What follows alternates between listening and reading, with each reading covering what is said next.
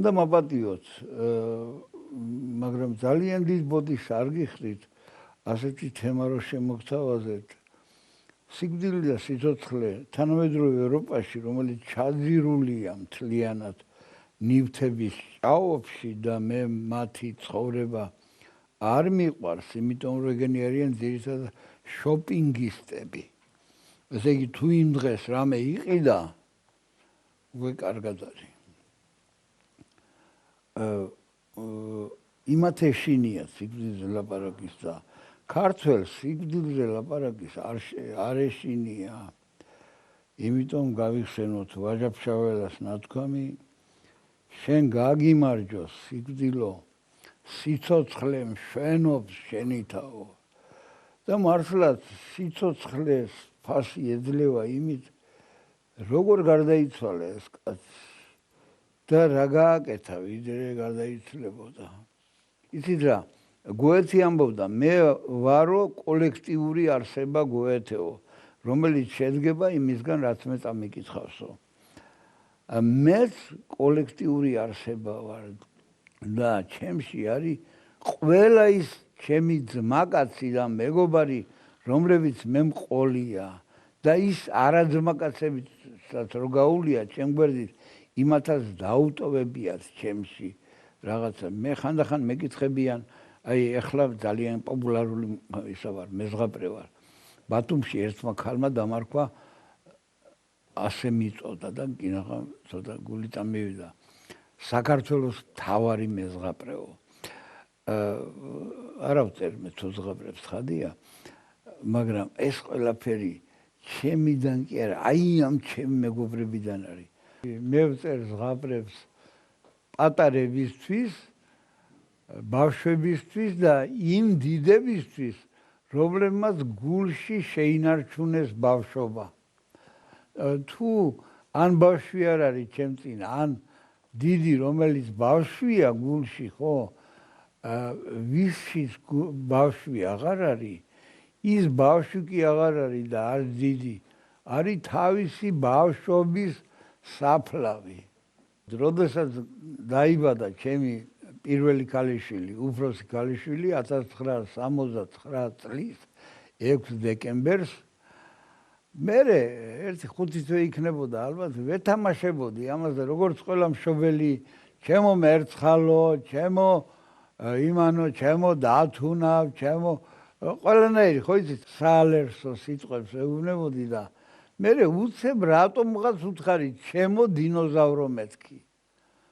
ხო და არა, ჩემო პატარა დინოზავრო მეთქი და იმ ღამეს რო ვფიქრობდი, ხო, წამომიტივდი და ეს სიტყვა რა კაი სიტყვას თქვი მეთქი, უთხარი მეთქი და დავიწყე ამაზე ფიქრი და ესე იგი სადღაც 70 წლის ივნისი იყო თუ ივლისი, დავწერე პირველი ზღაპარი პატარა დინოზავრის ამბავი. ხო, როგორ გადაიქცა დინოზავრი იმათ რა ქვია, ჟირაფად. ხო და მე მეორე ზღაპარიც მახსოვს რა დავწერე თეთრსულელა ზღაპარი. თეთრსულელა მე არ მომიგონია ეგ სიტყვა არის ქართულში ლეღვსულელას ეძახიან. ლეღვია, რომელიც კარგ ნაყოფს არ იძლევა. ის არის ლეღვსულელა, მე დავარქვი თეთრსულელა. და მესამეც მახსოვს, მერე უკვე ამერია, რომელიც მესამე იყო მევიოლინე და პატარა შიტი. იცით რა, სტილი არის ადამიანი, ხო? ის მე კი არ გამომიგონია. ალბათ რანაირიც ვიყავი, ის ალბათ გამოვიდა. მაგალითად მე მიყვარს ჩაუღრმავდები ხოლმე რაღაცას და ჩემმა მეგობარმა ლევან ბრეგაძემ თქვა, რომ ეს რა მხიარული კაციო, ეს გურამიო, ნახეთო, ეს რაზე ამბობს, იცით? ყირამალა მოსიარული კაცი დავწერე ზღაპარი და მას ვიღაცა გადაეკიდა, ვიღაცა კარგი მოქალაქე და გინდა თუ არა იარე ფეხზე იარე წესიერათო და ხო და იქ ასეთი მსჯელობა მაქვს მე, რომ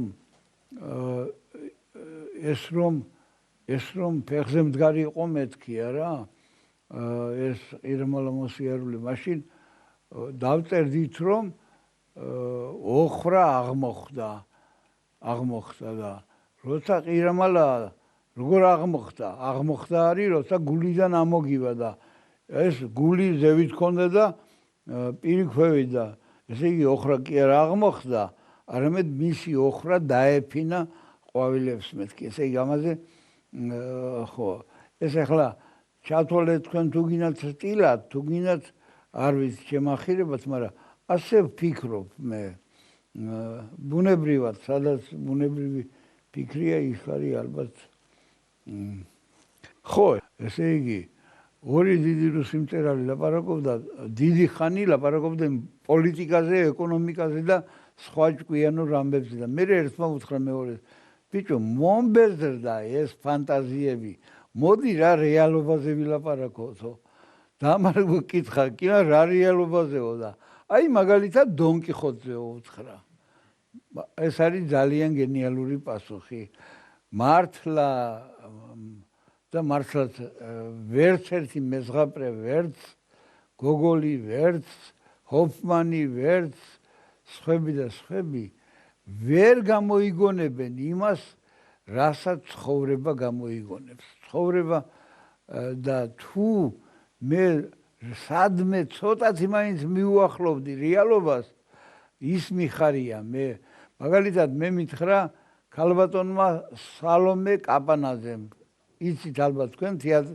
ლიტერატურის მცოდნეა სალომე კაპანაძემ მითხრა გურამო მე ისე ვფიქრობო რომ შენი ზღაპარი მეკუდე დაწერილია ზვიად გამსახურდიაზეო მე უთხარი არა სალომე მე კი ძალიან სიამოვნებით შევიფერებდი მაგას რომ დამეწერა ზვიადზე მაგრამ არა მეთქი იმიტომ რომ მე დავიწყე ზვიადთან ასე ვთქვათ და ეროვნულ მოძრაობაში მე მოვედი მაშინ უკვე ეს წიგნი გამოსული იყო სადაც მეკუდე ეწერა და ეს არ არის ზვიადზე მე უთხარი მიუხედავად მაგისა ზვიადზეაო მე ვუთხარი გაგახარა ღმერთმა აღარ გეკამათები მეკუდი არის ზვიად გამსახურდიაზე მეთქი და ამით დავამთავრე მასთან კამათი ჩვენა ყავს საოცრად კარგი დრამატურგი რომელიც ზის მაღლა ღრუბლებზე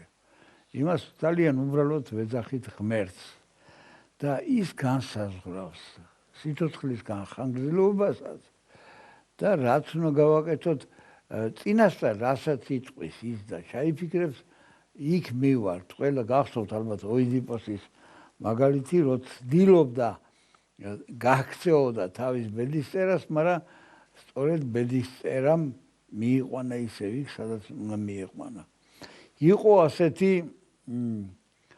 ფრანგი ბევრი იმაზე ბევრი არაფერი ვიცი მაგრამ თავარი ვიცი ფრანგი მათემატიკოსი იყო ევარისტ გალუა მე ბავშვებს ვასწავლედი მათემატიკას სკოლაში და ამას ასევე უბნევოდი ხოლმე თქვენ ნუ გონიათ მე ვუთხარი რომ ეს ისინი კანონები ფიზიკის მათემატიკის რაღაცის მოიგონეს მაინცა და მაინც დაფახფახებულმა სათვალიანმა რა ქვია მოხუცებმა არა მე ვუთხარი იყო ევარის გალუა მოკვდა 23 წლის დუელში გავიდა ქალის გულისთვის სიყვარულისთვის გავიდა დუელში ევარის გალუა მან დატოვა უამრავი თეორემა რომელიც მე ეხლა კიდე ამტკიცებენ მის თეორემებს ხო იყო რევოლუციონერი მაშინ ახლა მოგეხსენებათ რევოლუცია კი არ არის მაინც მოსაწონი მაგრამ ნუ რევოლუციით იყო შეპყრობილი საფრანგეთი ბასტილია და ანგრიეს რაღაცა და ესეც იქ იყო აი ამ კაცმა ცხადია რომ ამ კაცის სიცოცხლის ხარისხი იყო საოცრად დიდი ხო არაფერი არ დაშავდებოდა ღმერთს ესე იგი ეთქვა რომ რა კარგი ბიჭი ხარ ბიჭო ევარისტ მოდი იცოცხლე 80 წელი კიდევ მაგრამ არ მიცა ეს 80 წელი ცხადია რომ სიცოცხლის ხალისი ან შანდორ პეტეფი ყველაზე მისაბაძი პოეტი ქვეყანაზე პოეტი რომელიც ხმლით ხელში შეაკვდა დამპყრობელს. ცხადია ის დიდებულია. ეს მოხუციაო ეთყობა ბრძენი იქნებაო. არა ბიჭო, თუ სულელია კაცი, დაბერდება სულელად და სულელი მოხუცი იქნება. არა, ესე იგი არა, ესე იგი. იცხოვრე, კარგად იცხოვრე. ეხლა მე არ ვიცი, რამდენი წელი უნდა ეცოცხლა, მაგალითად ქართული ნიჭის ეტალონს მიხეილ მესხს. რამდენი უნდა ეცოცხლა, რომ გვეთქვა ჩვენ, რომ კაი ღმერთო მოკალი ეხლა 500 წელი ხო ვერ იქნებაო. მიშამ რაც იცხოვრა, ეს იყო ყველაზე უფრო კარგი ცხოვრება. მიშას ერთი განავარდება, ხო? რა ხდებოდა, იცით რომ პირველ ტაიმში, მაგალითად მიშა თამაშობს, აი აქედან საქართველოს დინამო უტევს და მიშა თამაშობს მარცხენა ფრთაზე, ხო? აი სადაც უნდა მიშა მითამაშოს, პირველ ტაიმში ყველა მაყურებელი მახსოვს ეს კარგად, ლოკომოტივის სტადიონზე ჯდებოდა იმ ადგილას. ახლა მეორე ტაიმში მიშა უკვე აი აქ ათამაშობს. ის მაყურებლები ყველა მოდიოდა აქ და აქ აჯდებოდა. რატო? იმიტომ რომ ის შეიძლება მთელი თამაში მდგარიყო ვირივით. მართლა ვირივით ასეც ამბობდნენ, რომ ვირივით ადგასო. მაგრამ მერე აფეთქდებოდა და თავდაყირა არის ისინი სურათები, რომ მიშას ბურთი აქვს ფეხში და ვიღაცა დგას ყირაზე აქ მისი მოწინააღმდეგე. რატო? ეს მიშამქნა. მე მინახავს ის სასწაული. ეხლა ფეხბურთზე გადავერთი და ცხადია რა გამაჩერებს. ესე იგი მიშა მე მახსოვს სასწაული სწორედ აი აქ თამაშობდა მიშა. მიიღო ბურთი, ბურთი უდევს, ბურთი გააჩერა თავის წინ. ეს ბურთი ეხლა ეკუთვნის მიშასაც და მის მოწინააღმდეგესაც. მიშამ გააკეთა ერთი მოძრაობა, ცრუ მოძრაობა. ეს კაცი გადაიხარა აქით. მეორე რო გააკეთა, აქეთ გადმოიხარა და წაიქცა. და მიშამ დახედა. გაოცებული, რა წაიქეცი ბიჭო? წავიდა, წაიღო ბურთი. ესე იგი, ის ასწავლებს აკეთებდა. ხო, მე ესე იგი ვემხრობი ცხოვრების ხარისხს. და თუ თან კიდე დიდხანს იცხოვრა ამ კაცმა, იცხოვროს რა გენაღლება, თუ არავინ არ მოკლა, არავინ არ დაასახიშა და არავის არაფერი ცუდი არ დაუშავა, იყოს კიდევაც, ესე იგი, იცოცხლოს კიდევაც, ხო. ხო, ესეთი რამე მოხდა. კიევში ახალ წელს გავედი და მაღაზიაში ვიყიდე კამფეტი, იმიტომ რომ დაჩეული რო ვარო, საქართველოში კამფეტი უნდა მედო ჟიბეში, რომ მიულოცო ყველას, ხო, ვისაც ვნახავ, ხო? კამფეტი მიყრია და რო გამოვედი და მოლარე რომ მithვლის ამ იმას, რა ქვია, ვიფიქრე, რატომაც არ აჩუქო ამ ქალს ესე იგი კამფეტი და უსურვო მეთქი დიდხანს ცხოვრება და ვაჩუქე. მითხრა სპასიბა, ხო და მე თავს გავთამამდი და გადაუთარგმნე ჩვენი თქმა, ასე ტკბილად დამიბერდი. ერთი როგორ ვიწვალებდი ხო ხდებით. Что вы постарели для меня так же сладко, მე უთხარი. Что ამ ქალმა მითხრა? Я стареть не хочу. ვაიმე რა უნდა ვქნა ხა? მე უთხარი, არა, თქვენი ასეთი თქმა გვაქვს ქართველებს და ნუ გეწყინებათ მე. Не хочу стареть. და მე აშინ ამომივიდა, конечно, მე უთხარი. Тогда примите другой вариант, მე უთხარი. Другой вариант რა არის? ახალგაზრდა ხარ და მოკვდი ახალგაზრდას. აბა მეკრა. ხო, ესე იგი, ჩემი ექსპერიმენტი ქართული ენის თაობაზე საერთოდ ენა დიდი რამეა. მე იქ გავიგე რა არის ქართული ენა.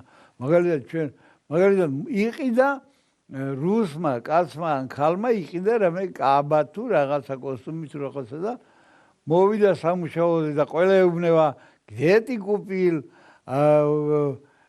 სკოლკა დალ ჯენგი და ეკითხებიან რა ამ და ქართველს არ ჭირდება არაფრის კითხვა მზით გაცვითეო გეტყვის მშვიდობაშიო, გამორიცხულია შური და ცუდი რაღაცეები.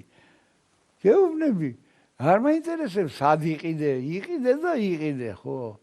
ხოდა მშვიდობაში ის გეტყვის მადლობს და ეცდება მერე რომ მარსაც მშვიდობაში გაცვითოს ეს კაბა.